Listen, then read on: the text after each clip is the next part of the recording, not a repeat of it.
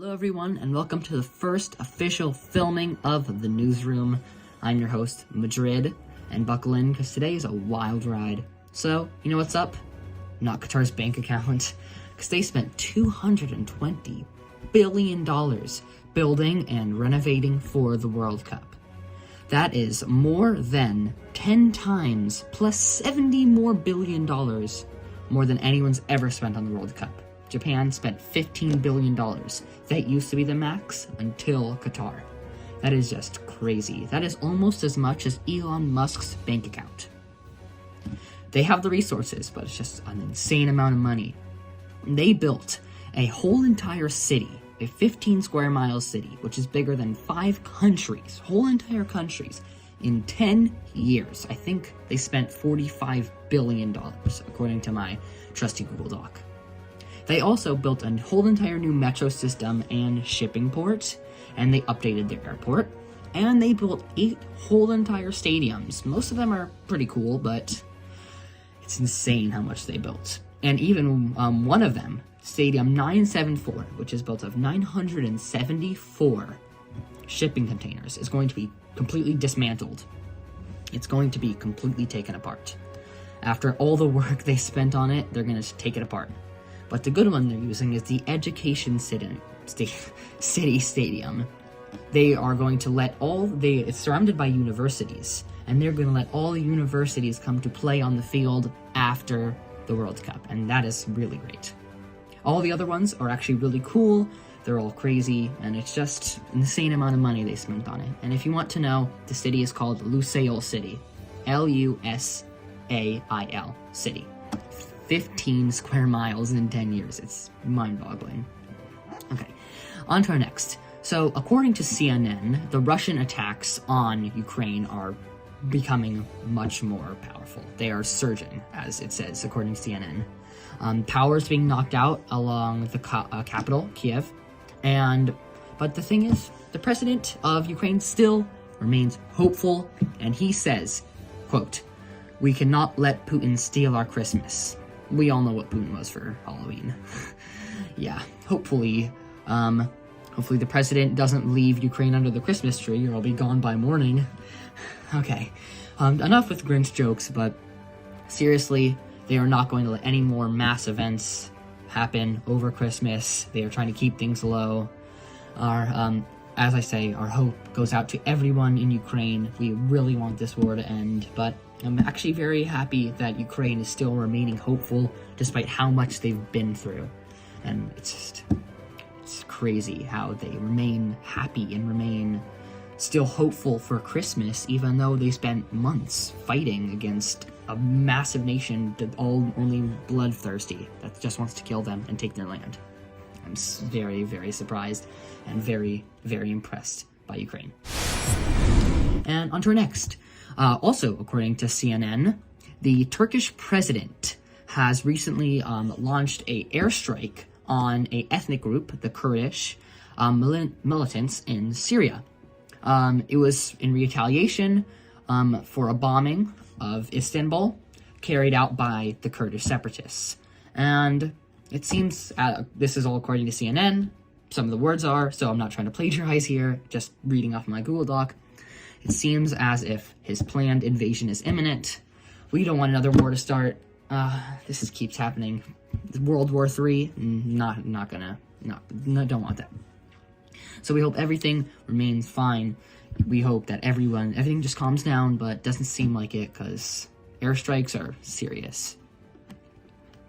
On to the next. Let's go back to America, where many of you, if you are a child and you are in school, you probably have seen a lot of people get sick. I am a student, and I have seen many, many people around me get sick. And that is because, according to the CDC, the flu season is here. 3,000 people have died from the flu since October, and 6.2 million cases being reported. That is very, very, very much. That is less, it's less than a 50th of the United States, but that means a 50th of the United States got sick with the flu over 2 months. Because we're in December now, but still. It's crazy. 3,000 people dying, though? Let's hope we can do something about this, because no one likes the flu. On to our next. So Disney, they have a new CEO, Bob Iger, reinstated. And he's going to reorganize the whole entire company, starting with an employee town hall. But that done with the happy stuff, he has freezed hiring processes during this reassessment, which means no more hiring of Disney. So if you're looking for a job in Disney, no can do for the next few days, weeks, months, we don't know. It's Bob Iger's call. And again, according to CNN, the Prime Minister of Spain is under attack. A series of bombs in letter packages, were sent to him in the U.S. Embassy in Madrid. They were sent to the Moncloa Palace in Spain. They were suspicious packages no one had ordered, so they'd taken them in, and they were defused, but they were bombs. So they've beefed up security. Things are getting more serious, but we have the Ukraine war, we have the Syria airstrikes, and now we have people sending bombs to the Prime Minister of Spain. What is going on with this week? But let's go back to a happy note. Now we're going somewhere close to Spain, but we're going to Mexico, where this is actually really good, and I'm very happy about this. It doesn't affect me, but it's just a good thing for humans. Mexico is raising the minimum wage from 172 Mexican pesos, or about $9, to 207 pesos, or like $10.82, and it will fluctuate over the exchange rate changes. But still, that is a very good thing, because now people will earn more money in Mexico, and people will get paid more, and hopefully we can help somehow. I don't know. Yeah, but that's just a good thing. I'm very happy. It was a very good decision, and yeah. Okay, on to the next. This is another thing about the World Cup. This was very controversial. I don't know if you heard of this, but in the 2010 World Cup, Uruguay and Ghana met. Their controversial meeting, they met and they played, and what happened was, in the final minutes that could have got Ghana into the into the quarterfinals, or actually, I don't know. But let's just say it's the quarterfinals.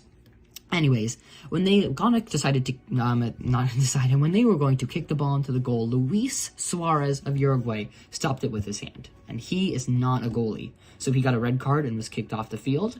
But it saved the day because the goalie decided he was going to step up and he stopped the ball that Ghana kicked for the penalty. And that's what happened. And then that left Ghana upset.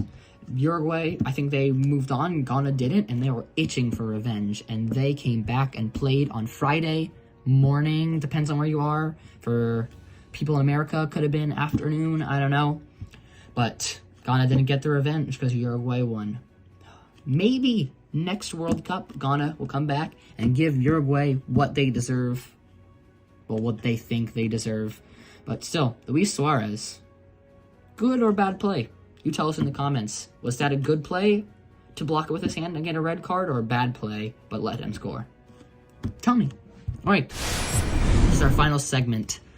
John Oliver style. Our final segment is IXL.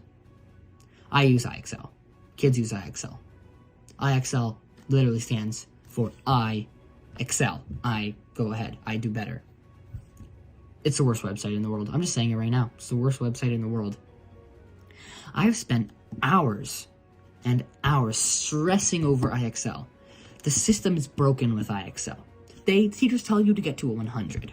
But why? Like just thinking of it, it's just like glasses. But it sucks. But how it works is you have a SMART score. You have to get to a SMART score of 100 to pass. And basically what happens is you go up, when you're in the beginning, you get one right, you go up 10, seems all right.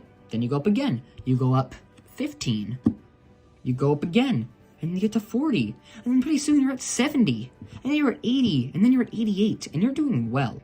And you go up to 80, and then you go up to 90, which is the challenge zone. And then you go up 90 to 92, then 94, then 96, 98, This is the last question. You get it right? No, you don't get it right. You go all the way down to anywhere in the 70s to the low 80s. 17 points to 25 points. I don't know, but what? How is that fair? How is it that when you go up, you go down less? Or sorry, you go up less and you go down more. That's not how it should work. Not only that, but they say there's one specific answer. Like, it doesn't recommend an answer, not recommend an answer, but like, let's say you're spelling throw.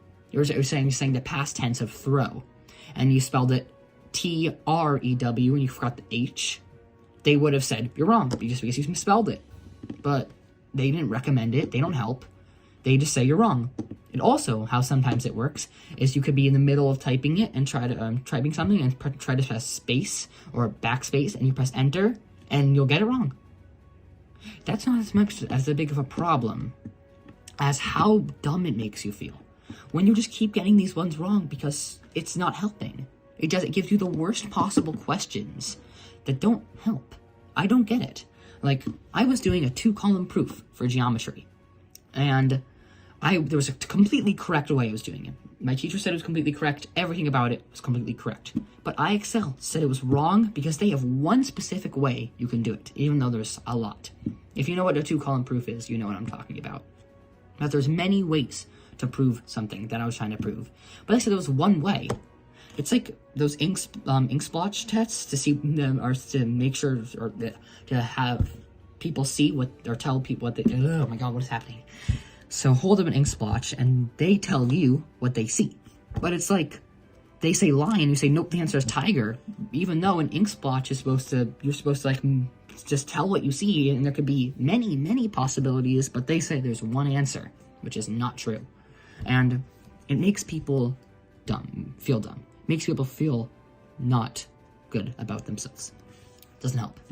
There's anti-IXL petitions going on everywhere.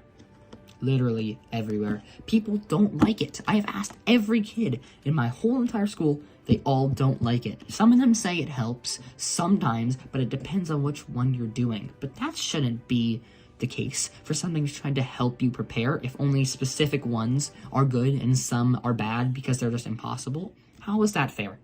I don't understand how that's fair. So please help me here. Sign a petition.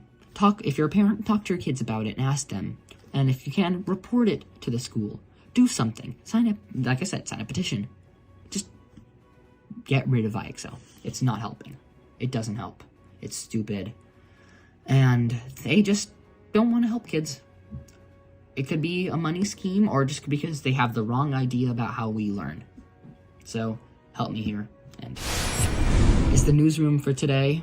Thank you for watching. If you watched to the end, please like, comment, subscribe. And if you like the show, please tell me. If you had anything to improve, please. I would like to know, because this is my first go at this. I tried to do an interview show last time, but it turns out I'm a terrible interview host, and that went down just like my hosting meeting, where, let me just explain, when I tossed my iPad down and said I'm done, it's because they were all dancing in the background doing something weird to make me laugh, and it was not fun. And I also made a lot of mistakes while I was talking because my script was very weird, and I wrote it. It's not my boss's fault, even though he does suck. I'm kidding. He's great. Everyone's great. Sometimes, besides IXL. Thanks for watching. I want to see you guys here next week, or else Oslo will get you too, just like he got me. Bye-bye. Just kidding. Also, is peace. Peace out.